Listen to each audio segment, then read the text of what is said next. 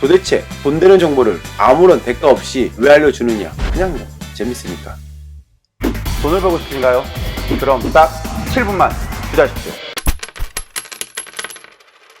오늘은 제가 저의 투자 이야기가 아닌 저의 지인 여성분의 투자 이야기를 알려드리려고 합니다. 이 여성분은요 9천만 원을 가지고 한 달도 되지 않아 3천만 원 가량의 수익을 얻었습니다. 이 여성분 같은 경우에는요 30대 초반입니다. 투자를 시작한 지 얼마 되지 않았어요. 이 영상을 보신 여러분들과 비슷할 거라 생각합니다. 9천만 원이 없다 하더라도 영상은 끝까지 보십시오. 여러분들도 분명히 이런 상황이 올 것이고 그 상황이 왔을 때에는 투자를 바로 할 수 있는 그러한 능력을 가지고 계셔야 합니다. 이 여성분은요 투자를 많이 해본 것도 아니고요 이번 물건이 첫 수익의 물건이었습니다. 이 여성분께서 투자한 물건은요 바로 이겁니다. 5억이 넘는 아파트입니다. 이 물건에서 얼마의 대출을 받았냐? 약 85%를 받았습니다. 4억 3천만 원 가량의 대출을 받았어요. 그리고 나의 돈이 약 9천만 원 가량 들어갔죠. 이 아파트 같은 경우에는요 투자금이 조금 더 적게 들어갈 수 있었어요. 85%가 아닌 90%까지 대출을 해준다는 데가 있었거든요. 그런데 그 여성분은요 90%의 대출을 받지 않았습니다. 자, 여기서 팁 하나 드립니다.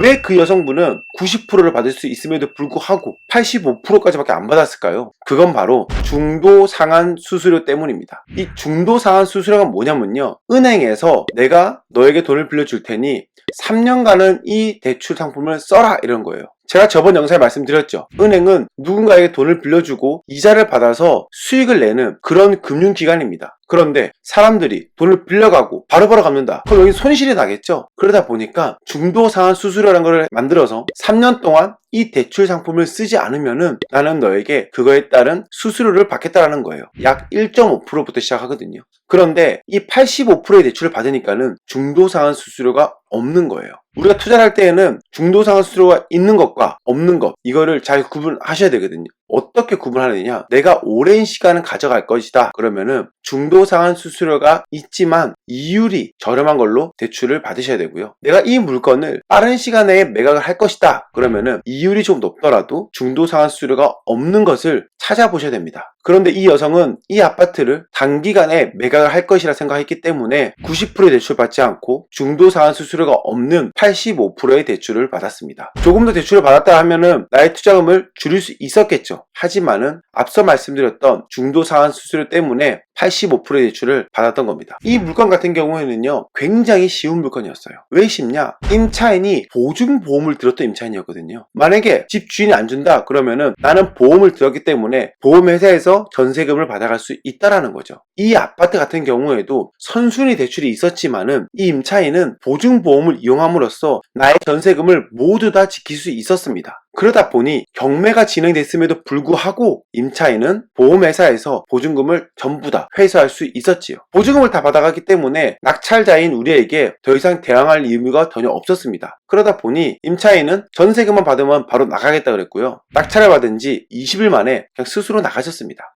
나가는 타이밍에 부동산에서 전화가 오더라고요. 물건을 보고 싶다. 그래서 보셔라. 그런데 보는 즉시 이야기합니다.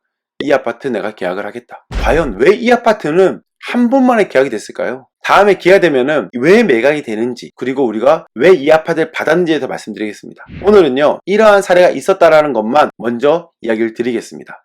그래서 이 아파트 같은 경우에는 매수인이 보자마자 바로 계약금을 쏘겠다라는 거예요. 그래서 저희가 기다려라 그랬죠. 소유권 이전이 되지 않았으니 기다려라. 이전이 된 뒤에 계약을 하자라고 했어요. 당연히 매수자는 알았다 그랬고요. 저희가 잔금 납부를 하는 날 바로 계약금을 받았습니다. 그리고 한 달 뒤 9월 말에 잔금을 치르기로 했어요. 매각 가격은 5억 7천만 원 가량 됩니다. 어떻게 보면은 경매가 참 쉽죠? 이 여성분 같은 경우에도 처음 물건을 할 때 혹시나 너무 어려운 거라면은 문제가 생길 수 있겠다는 생각이 들어서 감당할 수 있는 물건만 찾은 거라는 거예요. 제가 늘 이야기 드리죠. 경매는 찾는 게임입니다. 누가 조금 더 빠른 시간 안에 더 좋은 물건을 찾느냐 이 싸움이거든요. 내가 원하는 수익을 바라보고 내가 원하는 금액을 적는 것 그게 다 끝이에요. 이 물건 같은 경우에도 그런 거죠. 임차인은 보증금을 전부 다 받아 나가기 때문에 큰 문제가 없었던 물건. 그러다 보니까 여성분께서 조금 더 과감하게 베팅을 하고 수익을 볼 수 있었던 물건이었어요. 영상을 보시는 분들이 또 그렇게 말씀하실 겁니다. 경매는 끝물이야. 어려워. 경매는요 제가 제일 처음 시작할 때 7, 8년 전에도 매일매일 나오는 말이 끝물이란 말이었어요. 경매는요 매일 끝물이에요. 그거는요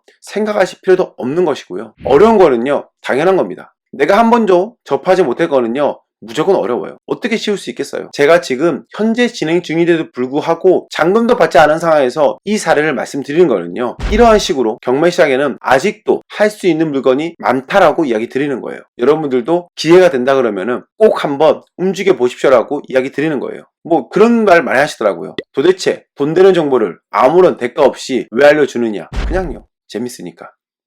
저는 카메라에 대해 이야기하고 여러분들이 저에게 호응을 해주시고 댓글 달아주시고 또 누군가가 나의 영상을 보고 성공할 수 있다는 생각과 나를 위해서 누군가의 삶이 바뀐다면 그것만으로도 좀 충분합니다. 그래서 전 그게 재밌어서 하는 거예요.